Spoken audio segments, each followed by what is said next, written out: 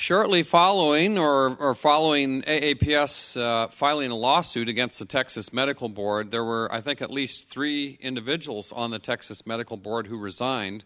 The president, the executive director, and I believe the chief disciplinarian of the Texas Medical Board resigned after the bright spotlight of public scrutiny was shown upon them via this AAPS lawsuit. So AAPS, I think, has a rather large impact in some of these things we get involved in.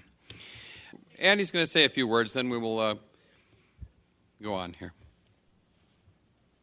I'll just briefly say something about these hearings that we have about the Texas Medical Board. I was at all 3, as was Dr. Hotze, and some of the others in this room were at some of them.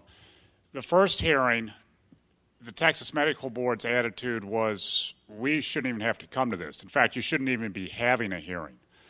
And they flooded the room with their people. They tried to intimidate the legislator who was running the hearing, and they very much felt that they had all the power. That's the way it was at the first hearing. And it lasted 11 hours, and we were successful in exposing some of the things they were doing. And Dr. Hotze's testimony was particularly gripping and courageous in exposing what the board had done. Then we had the second hearing last year in the spring, and the playing field was much more level for the second one. And at the second one, the legislators were very supportive. And after the hearing, they voted by something like 10-1 in favor of our reform legislation.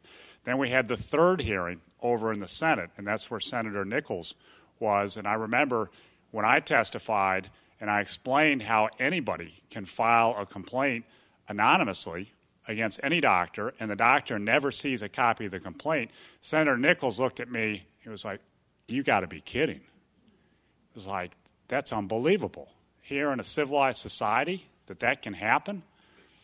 And at that hearing, Senator Patrick took Marie Robinson to task, who's now the executive director of the Texas Medical Board, and it was clear that the tables had been reversed, and the doctors and the patients now have the upper hand at these hearings, as we should.